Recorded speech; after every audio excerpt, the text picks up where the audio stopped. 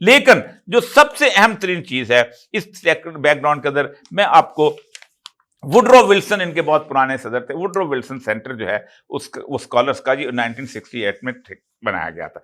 इसको जो है सबसे अहम तरीन बात यह है कि इसको स्ट्रेटेजी की जिम्मेदारी दी गई है। उस स्ट्रेटेजी की जिम्मेदारी दी गई है कि जो स्ट्रेटेजी जो है वो इंडो पैसिफिक रीजन के अंदर है। अब मैंने पहले भी आपसे कहा था कि पाकिस्तान को उन्होंने अब इंडो पैसिफिक रीजन के मामले के अंदर उन्होंने इसको इनको टेस्ट करने का सोच लिया है कि पाकिस्तान को अब हम चीन के खिलाफ, पहले हमने इंडिया को चीन के खिलाफ लड़ाने का सोचा था, अब उन्होंने कहा कि नहीं, अब हम पाकिस्तान को चीन के खिलाफ जो है हम उसको लड़ाने के लिए कहेंगे। तो उस वुडरो विल्सन सेंटर की जो एक रिपोर्ट है, उसके आपको मैं रिपोर्ट के कुछ चीजें आपको यहां पर बताता हूं, आपको पता चलेगा। और ये रिपोर्ट जो है आज से सिर्फ 3 महीने पहले आई है और इसके साथ उन्होंने बाकायदा मुख्तलिफ किस्म की रिपोर्ट लिखी है कि पाकिस्तान जो है वो इस वक्त कर क्या रहा है और इसको पाकिस्तान के अंदर जो सब कुछ हो रहा है वो क्या नतीजा उसका निकलेगा। आप ये बड़े खौफनाक बात, ये कभी वहां नहीं आया इस तरह के। The ISI trained the Taliban in various skills including crafting explosive devices and orchestrating intricate suicide attacks. कि आईएसआई ने तालिबान को मुख्तलिफ किस्म की चीजें सिखाई जिनके अंदर सुसाइड अटैक भी थे और एक्सप्लोसिव डिवाइस भी थे। और the arsenal included materials like ammonium nitrate and military grade explosive. Tragically, these skills were turned against Afghans and international partners, causing significant harm to civilians. Nearly 2 decades of the war saw a grim toll of over 50,000 Afghan civilian lives were lost। कि जो पाकिस्तान ने उनको सिखाया था और वो वहाँ पर अफगान जो सिविलियन के खिलाफ इस्तेमाल हुआ और उसके बाद जो है ये पाकिस्तान जो है उन्होंने 50,000 लोगों को मारे गए। ये उन्होंने एक चार्जशीट पाकिस्तान के ऊपर बनाई कि हमने अफगानिस्तान में जंग, अमेरिका ने ऐसे नहीं हारी, आपने आपके वजह से हारी।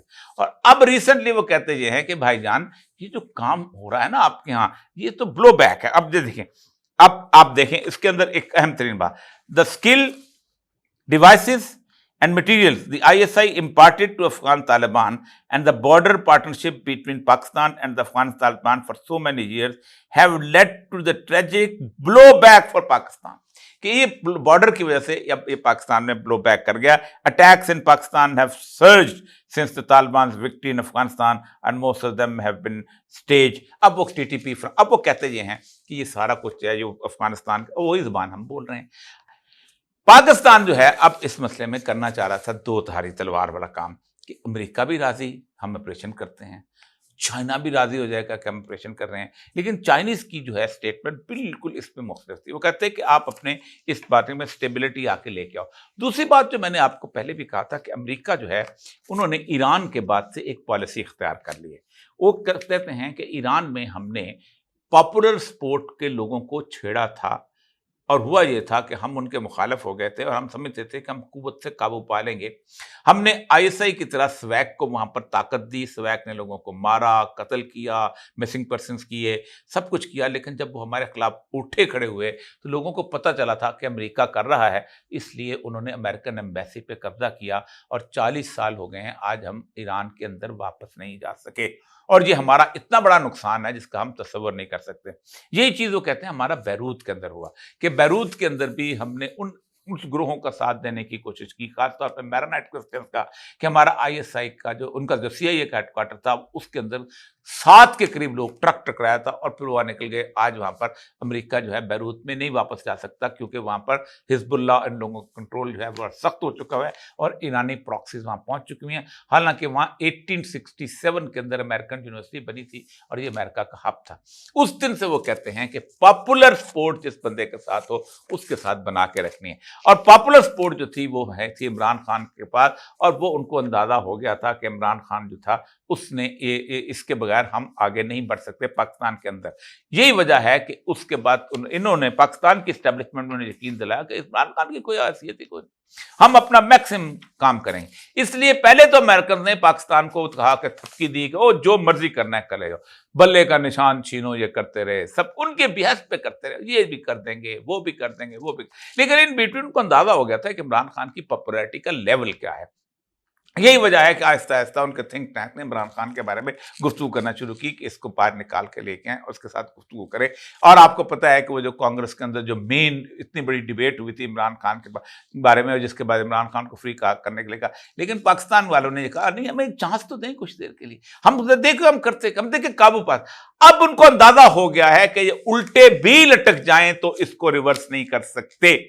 और यही वजह है कि आपको अंदाजा नहीं, दोनों मुल्क चाइना और अमेरिका दोनों ने अंदाजा हो गया है कि अब ये कुछ नहीं कर सकते, इनके बस की बात नहीं रह गई।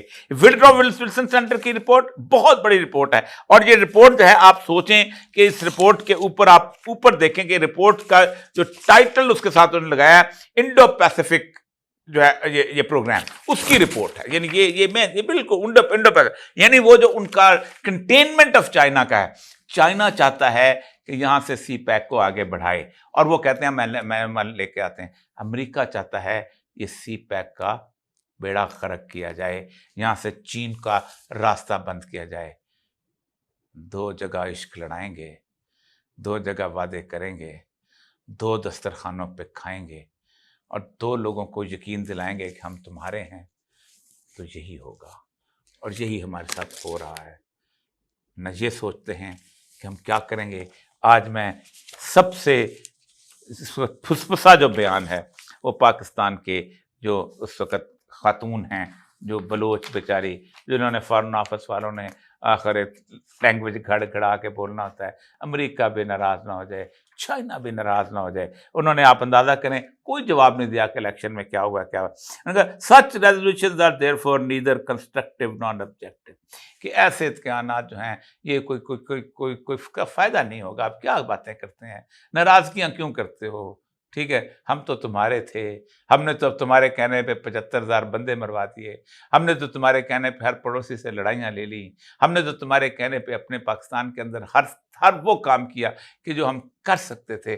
अब भी हमसे नाराज़गी है, लेकिन बात वही हेनरी किसिंजर की याद आती है कि अमेरिका बुनियादी तौर पर एक ऐसा बेवफा किस्म का महबूब है कि जो अपने आशिकों को हमेशा आज़माता रहता है और मुश्किल में डालता रहता है।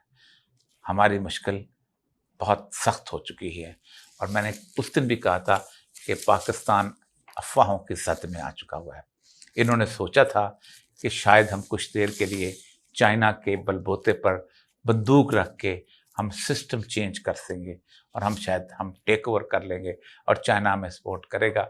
लेकिन अमेरिका ने ये जो तलवार लहरा दी है, अब उसके अंदर बेचारे मिस्कीन की जान शिकंजे में है।